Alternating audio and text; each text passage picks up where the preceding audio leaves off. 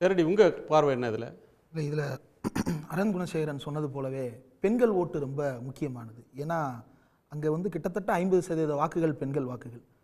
எலெக்ஷனுக்கு லோக்சபா எலெக்ஷனுக்கும் இந்த மகாராஷ்டிரா அசம்பிளி எலெக்ஷன்ஸுக்கும் இடையில கிடைச்ச அந்த கேப்பை வந்து ஷிண்டே ஃபேக்ஷன் வந்து ரொம்ப பயங்கரமாக யூட்டிலைஸ் பண்ணியிருக்கிறாங்க அப்படின்றத பார்க்க முடிகிறது. ஒரு அரசியல்ல ஆர்வம் கொண்ட, ஒரு அரசியல் ஈடுபாடு கொண்டவங்க ஒரு தோல்வியை எப்படி வெற்றியா மாத்துறது, ஒரு கிரைசிஸை எப்படி ஒரு தங்களுக்கான ஒரு சாதகமான ஒரு ஆப்பர்ச்சுனிட்டியா மாத்துறதுன்றதை பார்ப்பாங்கல்ல. இல்லை, ஒரு அரசியல் ஆர்வம் கொண்டவங்க வந்து தோல்வியை வெற்றியாக மாற்றுவது அப்படின்றது வேற. ஆனால் தனக்கு இருக்கக்கூடிய அதிகாரத்தை பயன்படுத்தி கொண்டு அல்லது ஒன்றியத்தில் ஆட்சியில் இருக்கக்கூடிய பிஜேபியினுடைய ஆட்சியின் பலன்களை பெற்றுக்கொண்டு அதன் மூலமாக ஒரு கேப் எடுத்துக்கிறது அப்படின்றது வந்து இந்த ப்ராசஸையே திருகி விடுறது அப்படின்ற மாதிரி தான் இருக்குது. இது வெறுமனே வந்து ஏதோ வாய்ப்பை பயன்படுத்திக்கிட்டாங்க அப்படின்றது அல்ல. ஹரியானா எலெக்ஷனோடையே சேர்த்து அறிவிக்கப்பட்டிருக்க வேண்டிய மகாராஷ்டிரா எலெக்ஷன் எதற்காக 3 மாதம் தள்ளி வைக்கப்பட்டது? அப்போ பிஜேபிக்கும் ஷிண்டேவுக்கும் ரொம்ப நல்லாவே தெரியும். ஒரு மாசம் தான் சார், போன மாசம் அக்டோபர்ல நடந்திருக்க வேண்டியது ஒரு மாசம் தள்ளி வைக்கிறாங்க. ஒரு மாசத்துல களத்தை தங்களுக்கு சாதகமா மாத்திக்க முடியும் அப்படின்னு ஒன்று இருந்ததுன்னா, இப்போ பாயிண்ட் இதுல வந்து ஒரு சின்ன டிஃபரன்ஸ்ல ஜெயிக்கிறாங்க, ஒரு மார்ஜின் குறைவா ஜெயிக்கிறாங்க, அல்லது வந்து ஒரு பெரிய அறுதி பெரும்பான்மை வராமல் நேரோவா ஜெயிக்கிறாங்கன்னா கூட நீங்க சொல்ற லாஜிக்லாம் ஓகே. பட் மலைக்கும் மடுவுக்கும் உள்ள வித்தியாசம் இருக்கு. நிச்சயமா இதுல வந்து பெண்கள் வாக்கு அப்படின்றது ஒரு ஃபேக்டர். இந்த ஃபேக்டர்ல வந்து ரொம்ப 2019 எலெக்ஷன்ல சிவசேனாவினுடைய கேண்டிடேட்ஸ் லிஸ்ட் எடுத்து பார்த்தோம் அப்படின்னா 50%க்கும் அதிகமான பெண் வேட்பாளர்கள் அப்போ போட்டிட்டு இருந்தாங்க. இப்போ ஷிண்டே ஃபேக்ஷன் வந்து அதை டேப் பண்ணியிருக்கிறாங்க. அந்த விஷயம் வந்து திரும்பவும் நமக்கு பலனளிக்க வேண்டும் அப்படின்ற வகையில் அதை மீண்டும் கையில் எடுத்திருக்கிறார்கள். பிஜேபி அதற்கு அனுகூலம் செய்திருக்கிறது. இது ஒரு பக்கம். ரெண்டாவது, இந்த மகாராஷ்டிரா எலெக்ஷனில் ஹிந்துத்துவா ஓட்ஸ் அப்படின்றது, அதாவது ரிலீஜியன் பேஸ்டாக வந்து ஓட்ஸ் கன்சாலிடேட் ஆச்சா இல்லையா அப்படின்றது ரிசல்ட்டுக்கு பிறகு ஒட்டுமொத்தமாக எல்லா தரவுகளும் கிடைத்ததற்கு பிறகு பார்க்கலாம். ஆனால் அங்கே ஓபிசி கன்சாலிடேஷன் அப்படின்ற பேரில் ஓபிசிக்களுக்கு இடையில் நடத்தப்பட்ட அந்த ஆர்எஸ்எஸ் செய்த வேலை அப்படின்றது அவ்வளவு சாதாரணமாக கடந்து விடக்கூடியது அல்ல. அதுவும் குறிப்பாக மாதவ் அப்படின்ற ஒரு ஃபார்முலாவை பயன்படுத்துகிறாங்க. இது வந்து 1970-80களில் இருந்தே பிஜேபி கடைபிடிக்கிற ஃபார்முலா தான். அதை வந்து மீண்டும் இப்போது கையில் எடுத்திருக்கிறார். பார்லிமெண்ட் எலெக்ஷன்ல மராத்தா ரிசர்வேஷன் ஒரு இஷ்யூவா இருந்தது. இப்போ அந்த ரிசர்வேஷனை கொடுத்துருக்காங்க. இப்போ அந்த இஷ்யூ வந்து தனக்கு நேரடியாக பலன் கொடுக்குமா கொடுக்காதான்னு தெரியாதுன்றதுனால மற்ற ஓபிசி கம்யூனிட்டிஸை அதற்கு எதிராக கும்பு செய்விடும் வேலைகள் நடந்து கொண்டிருக்கிறது.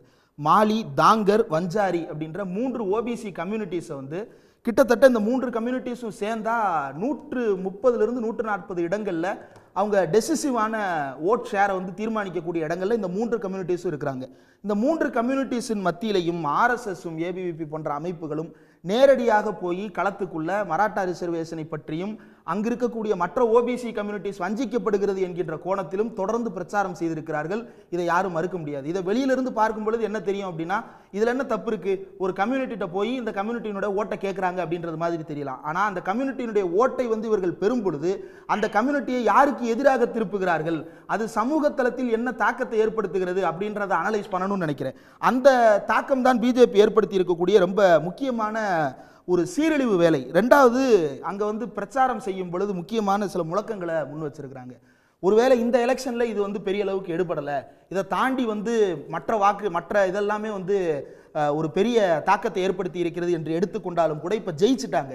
ஜெயிச்சதற்கு பிறகு அவங்களுடைய எல்லா எலெக்ஷன் கேம்பெயின் முழக்கங்களுக்கும் கிடைத்த வெற்றியாகத்தான் இதை அடுத்த 5 ஆண்டுகள் நடத்த போகிறார்கள்.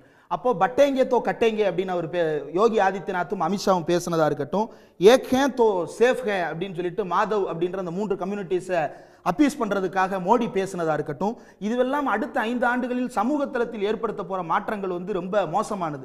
இப்போ சுமந்த் வந்து மதவாத பேச்சுக்கள் பேசப்பட்டுச்சுன்னு சொல்ல வரீங்கன்னு புரிஞ்சுக்கிறேன். எனக்கு அந்த ஹிந்தி சாதியவாத பேச்சுக்கள் நேரடியாக பத்தேங்கே தோ கத்தேங்கே அப்படின்னு சொல்லும் பொழுது நாம் பிளவுபட்டால் அழிந்து போவோம். ஏக் ஹே தோ சேஃப் ஹே அப்படின்றது மோடி அதற்கு பிறகு வந்து பேட்ச் ஒர்க் பார்க்கிறாரு. என்ன அப்படின்னா, நாம் எல்லாரும் ஒன்றுபட வேண்டும். யாரெல்லாம் ஒன்றுபட வேண்டும்? மாலி, தாங்கர் மற்றும் வஞ்சாரி ஆகிய கம்யூனிட்டிஸ் ஒன்றுபடணும். மகர் முஸ்லிம் ஒற்றுமைக்கு எதிராக பெருசா எடுபடலன்றாரு அரவிந்த். இந்த மாதிரியான முழக்கங்களோ பேச்சோ எந்த பெருசா ரெசனேட் ஆகல. ஒரு சுனாமி மாதிரி வீசி இருக்கு, பெண்கள் வந்து கொத்து கொத்தா ஓட்டு போட்டாங்கன்றது தான் ஒன்லைனர். இல்ல அந்த ஒரு ஃபேக்டர் மட்டுமே தான் இந்த மொத்த எலெக்ஷனை தீர்மானிச்சிருச்சு அப்படின்னு கருதுறதுக்கு நான் என்னுடைய கருத்துல நான் அப்படி கருதல. இது எல்லாமே சேர்ந்து தான் வேலை பார்த்திருக்கிறது அப்படின்னு நம்புறேன். இந்த ரிலீஜியஸா பேசாம இந்த கேஸ்டிஸ்டா டைரக்டா பேசுறது அப்படின்றது அடுத்த 5 ஆண்டுகளுக்கு ஏற்படுத்த போட தாக்கம் வந்து ரொம்ப சாதாரணமானது இல்லை. ஏன் இதை சொல்ல வர்றேன் அப்படின்னா, சுமந்த் சார் வந்து ரொம்ப அழகாக ஒரு விஷயத்த சொன்னார். காங்கிரஸ் வந்து ரொம்ப பெரிய லெப்டிஸ்டா மாறிக்கிட்டு இருக்கிறாங்க, அதுவே அவர்களுக்கு பெரிய பின்னடைவை ஏற்படுத்தி தந்து கொண்டிருக்கிறது அப்படின்னு சொல்லிட்டு, அந்த லெப்டிஸ்டை நம்பி தானே உத்தரப்பிரதேசத்தில் போன தடவை பிஜேபிக்கு பாதி இடங்களில் காணாமாக்குனாங்க. அந்த லெப்டிஸ்டை நம்பி தானே மகாராஷ்டிராவில் போன தடவை 31 இடங்களில் வெற்றியை தேடி தந்தாங்க. அந்த லெப்டிஸ்டை நம்பி தானே தெலுங்கானா வெற்றியை கொடுத்தது. அந்த லெப்டிஸ்டை நம்பி தானே கர்நாடகா வெற்றியை கொடுத்தது. அப்போ இவர் நோக்கம் என்ன அப்படின்னா, காங்கிரஸை வந்து நீங்க அந்த பக்கம் போயிடாதீங்க. இந்தியாவில் வந்து தமிழ்நாட்டில் நம்ம ஒன்று கருதுவோம், என்ன, திமுக அதிமுக ரெண்டு பேருமே வந்து திராவிட இயக்கத்துக்கு ஆதரவான கட்சிகள். இந்த திராவிட இயக்க கட்சிகள் ரெண்டுமே வலிமையாக இருக்கும் பொழுது இங்க இருக்கக்கூடிய மற்ற தேசிய கட்சிகள் நுழைய முடியாது. அதனால திமுக அதிமுக ஃபைட் நம்ம சஸ்டெயின் ஆகணும்னு நினைப்போம். அதே போல சுமன் சார் மாதிரியான ஆட்கள் என்ன நினைக்கிறாங்க அப்படின்னா, தேசிய அளவில் 2 வலதுசாரிகளுக்கு இடையில தான் சண்டை நடக்கணும். ஒரு இடதுசாரிக்கும் வலதுசாரிக்கும் சண்டை நடக்கும். இடதுசாரி தப்புன்னு சொல்லலங்க, இடதுசாரி வந்து ரொம்ப மோசமாக தான் பேசுறாங்க. சென்ட்ரல்ல இருந்து நீங்க இடதுசாரி பக்கம் சாயுங்க, ஆனா ரொம்ப சாஞ்சிராதீங்க. அவர் சொன்னது என்ன அப்படின்னா, சென்ட்ரல்ல இருந்து இடது பக்கமா நீங்க சல்லி நில்லுங்க, ஆனா இடதுசாரியா மாறிடாதீங்க அப்படின்றாரு. அதாவது லெப்டிஸ்டுக்கும் சென்டர் டு லெப்டுக்கும் வித்தியாசம் இருக்கு அப்படின்னு சொல்றாரு. நீங்க நடுவுல நில்லுங்க அப்படின்னு சொல்ல வராரு. அதன் மூலமாக அவர் சொல்ல விரும்புவது என்ன அப்படின்னா, 2 பேரும் சென்டருக்கு பக்கத்துல நின்னுக்குங்க, 2 வலதுசாரியும் ஒருத்தருக்கு ஒருத்தர் அடிச்சுக்கங்க, யாரை உள்ள விடாதீங்க, இந்த வலதுசாரிகளுக்குள்ளே போட்டி இருக்கட்டும் அப்படின்னு அவர் நினைக்கிறாரு. ஏன் இதை நினைக்கிறாங்க அப்படின்னா, இந்தியா முழுவதும் இன்றைக்கு இருக்கக்கூடிய பல்வேறு முழக்கங்கள் இடதுசாரி முழக்கங்களாகத்தான் இருக்கின்றன. அவை தேசிய கட்சிகளாக இருக்கட்டும், மாநில கட்சிகளாக இருக்கட்டும். அந்த இடதுசாரி முழக்கங்கள் கலாச்சார தளத்தில், பண்பாட்டு தளத்தில், அரசியல் தளத்தில் அடுத்த 10 ஆண்டுகளுக்கு ஆதிக்கம் செலுத்த போகிறது அப்படின்ற பயம் அவர்களுக்கு வர தொடங்கிவிட்டது. அதன் விளைவாகத்தான் காங்கிரஸ் வந்து ஐயோ அம்மம்மா நாடாளுமன்ற தேர்தலில் காங்கிரசின் மீது வராத பரிதவிப்பெல்லாம் சுமந்த் சாருக்கு திடீரென்று இப்போது வந்திருக்கிறதுன்றது ஆச்சரியமா இருக்கு. ஒரு நிமிஷம் சுமந்த் குறுக்கிறார். Sumanth Guna first of all நான் இவர் விமர்சனம் செய்யலை, அவருடைய கருத்தை I am not. Basic point என்னன்னா, எக்ஸ்ட்ரீம் லெஃப்ட் பொசிஷன் வந்து காங்கிரஸ் எடுக்கும்போது அது மிடில் கிளாஸ் மக்களினுடைய நம்பிக்கையை இழக்கிறது. எல்லோருக்குமே வந்து இன்னைக்கு வந்து ஒரு ஏழையாக இன்று இருப்பவன் வந்து எப்பொழுதுமே ஏழையாக இருந்து இலவசங்களை பெற வேண்டும் என்று மட்டும் எண்ண மாட்டான். நாளைக்கு அவர்களுடைய வாழ்க்கையிலே வந்து என்னவா புரிந்து வச்சிருக்காருன்னு தெரியல. இது எல்லாரும் ஏழையா இருக்கிற இடதுசாரி கருத்தியல் உங்களுக்கு யாரு சார் பாடம் நடத்துறாங்க? நீங்க உங்களுடைய கருத்தை சொல்லுங்க, என் கருத்தை விமர்சனம் செய்ய சார். நீங்க சொல்றது கருத்து இல்ல, நீங்க சொல்றது வந்து கருத்தே கிடையாது. முதல்ல இடதுசாரியம் அப்படினா என்னன்றதை புரிஞ்சுக்கங்க. எல்லாரும் ஏழையா வச்சிருக்கிற இடதுசாரியம் சொல்லிட்டு மட்டமான ஒரு பார்வை எதிர்த்து தான் பேசுறேன். நான் ஒன்னு பண்றேன் சார், உங்ககிட்ட இருந்து நான் வந்து கிளாஸ் எடுத்துக்கிறேன் சார். நீங்க நான் வந்து கிளாஸ் எடுத்துக்கிறேன். பாட்டம் லைன் என்னன்னா மகாராஷ்டிராவில் அகில இந்திய அளவில் சில லெசன்ஸ் வந்து இந்த தேர்தல்கள் சொல்லியிருக்கின்றன. ஒன்று, நல்லாட்சி கொடுத்தால்தான் நீங்கள் மீண்டும் ஆட்சிக்கு வர முடியும் என்பது உறுதியான ஒரு கட்டாயம் இல்லை. மகாராஷ்டிராலையும் ஒரு பெரிய அப்படியே அந்த ஆட்சி பிரமாதமாக இருந்ததுன்னு சொல்கிறதுக்கு ஒன்றும் இல்லை. ஜார்க்கண்ட்லேயும் அந்த மாதிரி இல்லை. ஸோ ஆனாலும் மக்கள் திருப்பியும் அந்த அரசாங்கங்களுக்கு தங்களுடைய நம்பிக்கையை கொடுத்திருக்கிறார்கள்.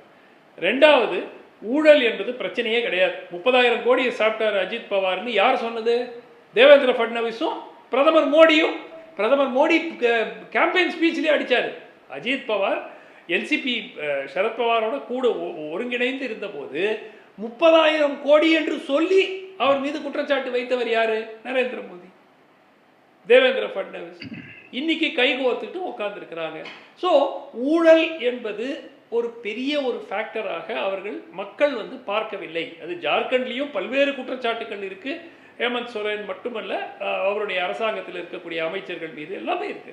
ஸோ நல்லாட்சின்றது முக்கியம் இல்ல, ஊழலும் தேர்தல்ல பிரச்சனை இல்ல. அப்ப வேற இதுதான் மக்கள் தீர்மானிக்கிறதுக்கு நல்லாட்சி. ஒரு நிமிஷம், 4-5 விஷயங்கள் நான் அதை பத்தி ஒரு போஸ்ட் கூட போட்டிருக்கிறேன். 4-5 விஷயங்கள் மிகவும் முக்கியமாக கருதப்படுகின்றன. ஒன்று, அடித்தளத்தில் பணி புரிவதற்கு ஒரு கேடர் வேணும். பிஜேபிக்கு ஆர்எஸ்எஸ் கேடர் இருக்கிறாங்க, பிஜேபி ஒர்க்கர்ஸே இருக்கிறாங்க. அது வந்து ஒரு பெரிய அசெட், அவங்களுக்கு ஒரு மலை மாதிரி அது ஒரு பலம்.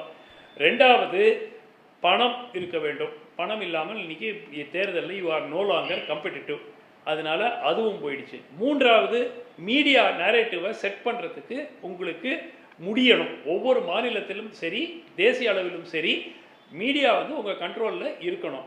நான்காவது இலவசங்கள். இலவசங்கள் நிச்சயமாக மக்களை கவருகின்றன அப்படிங்கிறதுல எந்த விதமான மாற்று கருத்து இல்லை. கர்நாடகாவில் காங்கிரஸ் வெற்றிக்கே அந்த இலவசங்கள் தான் ஒரு மிக முக்கிய காரணமாக பேசப்பட்டது. ஸோ இலவசங்கள் உங்களுக்கு தேவைப்படுகின்றது. ஐந்தாவது உங்களுக்கு இந்த தி ability to set a narrative before the election. And அந்த அந்த 5 விஷயங்கள் வெவ்வேறு பர்சன்டேஜ் இருக்கலாம். ஒரு தேர்தலில் ஜாதி கன்சாலிடேஷன், காஸ்ட் கன்சாலிடேஷன் உங்களுக்கு கொண்டு வருவதற்கான திறமை இருக்கணும். இந்த 5 வந்து வெவ்வேறு பர்சன்டேஜில் ஒவ்வொரு எலெக்ஷன்லையும் இது மாறி மாறி இருக்கும். பட் ஓவரால் இந்த 5 விஷயங்கள் தான் இந்தியாவில் தேர்தல் முடிவுகளை பாதிக்கின்றன. நீங்க good governance or corruption free மக்களே கேட்குற மாதிரி எனக்கு தெரியல.